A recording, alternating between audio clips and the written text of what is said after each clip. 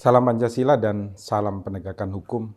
Banyak sekali sahabat Rumah Pancasila yang minta agar Rumah Pancasila mengulas tentang pemuda Pancasila yang kebetulan baru tren-trennya di minggu-minggu terakhir ini.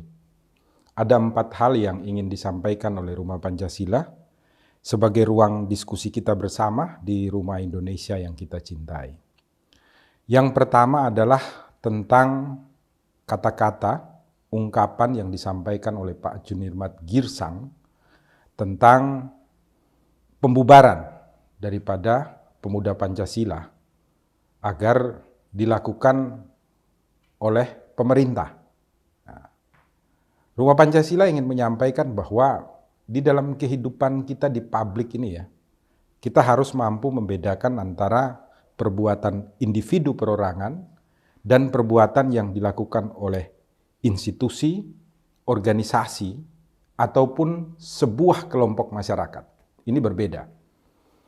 Kalau kita lihat ya, di dalam pengalaman kehidupan kita sehari-hari itu, ada ya oknum polisi yang kemudian di jalan menghentikan kendaraan, kemudian undang-undangnya tidak diterapkan, justru menerima upeti, orang boleh lewat lagi. Atau ada oknum polisi juga yang memukul orang di jalan dan lain sebagainya. Kemudian diproses juga. Apakah terus kita meminta agar kemudian institusi kepolisian dibubarkan? Kan tidak. Karena itu adalah perilaku perorangan. Nah, kita juga bisa melihat kejadian umpamanya oknum jaksa, oknum advokat, atau oknum hakim, atau siapapun di Rumah Indonesia yang melakukan pelanggaran-pelanggaran. Bahkan kalau berbicara di DPR RI aja, kita lihat kan banyak orang yang justru merugikan masyarakatnya lebih banyak. Kenapa? Karena mereka melakukan korupsi. Bukan hanya anggota DPR, tapi keterlibatan partai politik pula. Apakah kemudian kita minta partai politiknya dibubarkan? Apakah kita juga meminta agar kemudian DPR juga dibubarkan? Kan tidak. Kenapa demikian? Karena ini adalah perbuatan individu. Maka ketika terjadi perkelahian antara pemuda Pancasila dengan FBR, orang-orangnya yang melakukan pelanggaran-pelanggaran di bidang hukum, itu yang dihukum. Orang-orang yang menyuruh melakukan pelanggaran di bidang hukum itulah yang dihukum. Bukan organisasinya. Karena di dalam praktek, organisasi itu didirikan untuk memberikan kebaikan, rahmat, karunia, partisipasi untuk membangun Rumah Indonesia lebih baik. Ini harus dicermati, sehingga dengan demikian Rumah Pancasila berharap ke depan jangan sampai tokoh-tokoh bangsa ini memberikan ucapan-ucapan yang kemudian mengganggu ketentraman kita di Rumah Indonesia, kemudian terjadilah demonstrasi besar-besaran yang tentu juga akan mengganggu kehidupan kita bersama. Dengan maksud Rumah Pancasila bukan ingin mendukung pemuda Pancasila, bukan. Tetapi Rumah Pancasila ingin mendudukan perkaranya secara baik dengan cara kita berpikir menggunakan akal sehat kita secara baik, bukan hanya di dalam ruang privat, tetapi juga di dalam ruang publik. Itu yang pertama. Yang kedua adalah tentang demonstrasi yang dilakukan oleh pemuda Pancasila. Kemudian ada seorang perwira kepolisian yang dipukul. Bagaimana pendapat Rumah Pancasila? Begini, di dalam demonstrasi itu tentu akan terjadi pelanggaran-pelanggaran yang dilakukan. Bukan hanya oleh orang yang demonstrasi, tetapi bisa jadi dari pihak luar yang tidak setuju dengan adanya demonstrasi.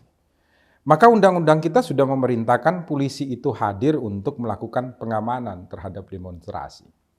Di dalam praktek kan tidak sedikit juga orang yang demonstrasi dengan baik, itu justru dipukuli oleh oknum polisi loh, dibanting oleh oknum polisi. Contohnya yang baru-baru rame dan viral itu adalah mahasiswi yang kemudian dibanting oleh oknum polisi di daerah Jawa Barat, kalau saya tidak salah. Kenapa sampai sering terjadi kerusakan-kerusakan? Karena ini sudah merupakan sifat dasar manusia. Jangankan untuk orang Indonesia yang moralitasnya masih sangat konvensional atau moralitas rendah. Di daerah-daerah yang moralitas tinggi ya, di Eropa sana, di 2 minggu terakhir ini kita bisa lihat di Belgia, di Belanda, di Austria, itu ada demonstrasi besar-besaran. Di sana itu moralitas orangnya itu sudah tingkat akal kritis dan pada tingkat hati nurani. Tingkat paling tinggi ya kalau kita berbicara teorinya Kohlberg.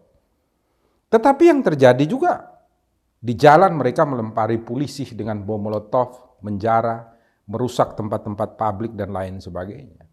Maka kalau kemudian terjadi demonstrasi dan ada pemukulan terhadap anggota kepolisian yang dilakukan oleh oknum, ini sudah kemungkinan besar akan terjadi, iya. Maka bukan menghukum organisasinya. Organisasinya bisa dihukum dengan sanksi administrasi umpamanya.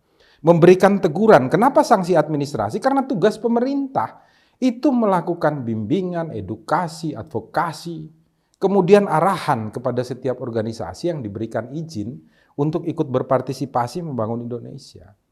Kalau ada seperti itu sebenarnya kegagalannya bisa dilihat pada pemerintah dan negara. Sudah berapa banyak mereka turun untuk memberikan partisipasi. Untuk apa? Membimbing, melayani, melindungi, sekaligus advokasi dan edukasi bagaimana organisasi masyarakat bergerak secara baik. Maka terhadap pemukulan yang dilakukan terhadap anggota kepolisian yang kebetulan pangkatnya perwira tinggi juga, AKBP, dihukumlah oknum yang melakukan pemukulan tersebut. Tetapi hukuman pun itu harus dilakukan dengan hukum yang progresif. Hukum yang mengedepankan manusia sebagai fundamennya. Bukan mengedepankan bahan-bahan hukum atau ayat-ayat hukum sebagai fundamen utama. Maka di dalam memberikan hukuman itu harus dicari alasannya, sebabnya, faktor-faktornya, sehingga hukuman yang diberikan kepada yang bersangkutan harus adil. Tidak terlalu berat karena ini terjadi di dalam kelompok massa yang sangat banyak. Ini poin yang kedua yang ingin disampaikan oleh Rumah Pancasila. Kemudian poin yang ketiga ini tentang bentrokan yang terjadi antara Pemuda Pancasila dan FBR. Nah, ketika terjadi bentrokan ini maka yang terjadi adalah sebuah perbuatan pidana yang dilakukan oleh oknum-oknum. Maka harus dicari dan diteliti siapa saja yang kemudian melakukan pelanggaran pidana. Umpamanya unsur penganiayaan, unsur pengerusakan terhadap barang, unsur umpamanya pembunuhan atau lain sebagainya tinggal diungkapkan oleh polisi, maka pelaku-pelakunya itu silakan diproses oleh hukum.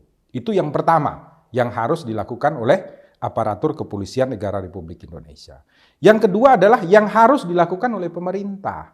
Pemerintah harus turun tangan untuk kemudian melakukan pembimbingan, melakukan edukasi, melakukan advokasi, melakukan perbaikan baik di dalam organisasi FBR maupun organisasi Pemuda Pancasila sehingga ke depan mereka mampu menjadi tonggak bersama di dalam Rumah Indonesia ini untuk membangun Indonesia menjadi lebih baik. Ini juga butuh kebersamaan kita di Rumah Indonesia. Itu poin yang ketiga.